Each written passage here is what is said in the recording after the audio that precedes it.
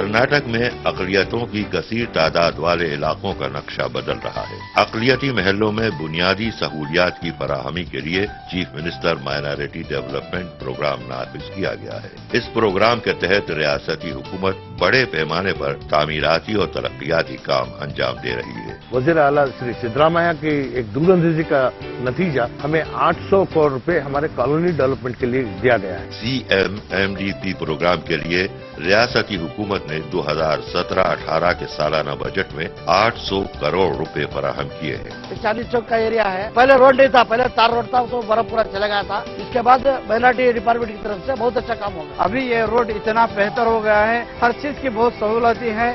समाज के दीगर तबकों के साथ साथ अक़लियतें भी खुशगवार फिजा, सेहतमंद माहौल, पुरसुकून माशरे में जिंदगी बसर करें, यही है हमारी सोच, यही है हमारी कोशिश।